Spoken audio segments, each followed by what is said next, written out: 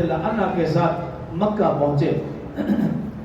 ام ایمن رضی اللہ عنہ، ان کا ذکر کر کے پھر بات کو ختم کرتا ہوں، باقی بات پھر انشاءاللہ اگلے جمعے شروع کروں گا.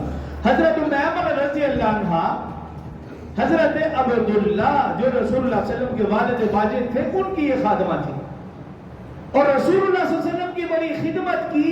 یہی وجہ کہ رسول اللہ صلی اللہ علیہ وسلم نے 3 لوگوں کو ماں کہا. ایک اماں ہاجرہ، حضرت اسماعیل علیہ السلام کی والدہ ماجدہ، انہیں جب بھی ذکر کرتے اماں ہاجرہ کہتا ہے، اور دوسرا اپنی والدہ ماجدہ اماں آمنہ، اور تیسرے نمبر پر حضرت ام ایمن رضی اللہ عنہ کا جب ذکر کرتے تو اماں ام ایمن کہا کرتے تھے. بڑی خدمت کی اماں ام ایمن رضی اللہ عنہ نے، اور رسول اللہ صلی اللہ علیہ وسلم بھی ان کا بڑا خیال فرماتے. رسول اللہ صلی اللہ علیہ وسلم نے ان کا نکاح اسلام، انہوں نے اول اسلام قبول کیا، والسابقون الاولون میں سے حضرت ام ایمن رضی اللہ عنہ. رسول اللہ صلی اللہ علیہ وسلم نے ان کا نکاح اپنے منہ بولے بیٹے حضرت زید رضی اللہ عنہ سے کیا. اور حضرت زید رضی اللہ عنہ وہ ہستی ہیں جن کا نام قرآن پاک میں صرف حضرت زید کا نام قرآن میں ہے. صحابہ میں سے کسی اور صحابی کا ذکر نام قرآن میں نہیں ہے، ذکر تو سب کا، نام صرف حضرت زید کا. تو رسول اللہ صلی اللہ علیہ وسلم نے حضرت ام ایمن کا نکاح حضرت زید سے فرمایا، اور ان سے ایک بچہ پیدا ہوا جن کا نام تھا اسامہ بن زید. رسول اللہ صلی اللہ علیہ وسلم اس بچے سے بھی بڑی محبت فرماتے تھے، اتنی محبت فرماتے تھے کہ جب مکہ فتح ہوا اس بچے کو رسول اللہ صلی اللہ علیہ وسلم نے اپنی اونٹنی پر اپنے پیچھے سوار کیا، اور اس بچے کا سینہ رسول اللہ صلی اللہ علیہ وسلم کے سینے کے ساتھ لگ رہا تھا. وہ کتنا ہی مقدس اور بڑی محبت فرماتے تھے. لیکن اس محبت کے باوجود میری اور آپ کی محبت اندھی ہوتی ہے. جب آپ کسی سے محبت کرتے ہیں، چاہے سگی اولاد ہی کیوں، اندھی محبت کرتے ہیں. وہ صحیح کرے وہ غلط کرے، بس محبت کی بنا پر وہ ٹھیک ہے. رسول اللہ صلی اللہ علیہ وسلم حضرت اسامہ بن زید سے محبت، بے انتہا محبت. لیکن ایک واقعہ پیش آیا. قریش کا ایک معزز قبیلہ، اس کی ایک خاتون جس کا نام فاطمہ خزایا تھا، اس نے چوری کر لی.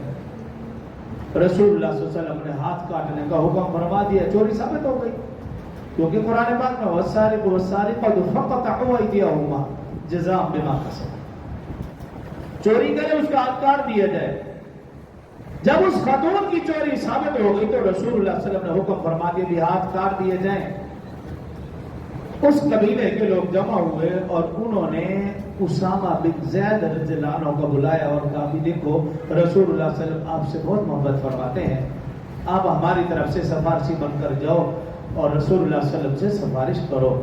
اسامہ بن زید نوعمر تھے، ان کی باتوں میں آ گئے اور رسول اللہ صلی اللہ علیہ وسلم خدمت میں حاضر ہوئے. عرض کی رسول اللہ صلی اللہ علیہ وسلم خاتون ہے، غلطی ہو گئی ہے، درگزر فرمائیں، ہاتھ کاٹنے کا حکم جاری نہ فرمائیں.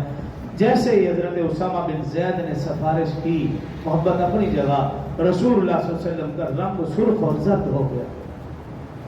اور پھر فرمایا یہ تو فاطمہ خزایا ہے، اگر میری بیٹی فاطمہ بنت محمد بھی ہوتی اور وہ چوری کرتی اس کا ہاتھ بھی کاٹ دیا جاتا. کیوں اللہ کی حد میں محمد صلی اللہ علیہ وسلم سفارش نہیں کر سکتا، تو کیوں سفارش کر رہا؟ تو محبت اپنی جگہ، لیکن محبت اندھی نہیں ہونی چاہیے. اولاد سے محبت بجا ہے، لیکن اگر اولاد نماز پڑھنے نہیں آ رہی تو یہ محبت نہیں، یہ دشمنی ہے. کہ بابو سے کہتا کیوں نہیں؟ محبت اپنی جگہ، لیکن اگر اولاد غلط کام کر رہی ہے لیکن باپ دادا نہیں بول رہے تو یہ محبت نہیں ہے، یہ حقیقت میں وہ باپ وہ دادا اگر اس بیٹے پوتے کے ساتھ دشمنی کر رہے. تو رسول اللہ صلی اللہ علیہ وسلم کی پوری زندگی گواہ ہے کہ آپ نے محبت فرمائی کنبہ قبیلہ برادری سے، اپنی اولاد سے، لیکن وہ محبت اندھی نہ ہوتی تھی. وہ محبت اس حد تک ہوتی تھی جس حد تک اللہ نے محبت کرنے کا حکم دیا. لیکن اگر وہ محبت اسلامی حدود سے تجاوز کر جائے تو وہ محبت ناقابل قبول ہے. باقی انشاءاللہ بات اگلے جمعہ ہوگی. جو کہا سنا اللہ مجھے اور آپ کو سمجھنے اور عمل کی توفیق دے.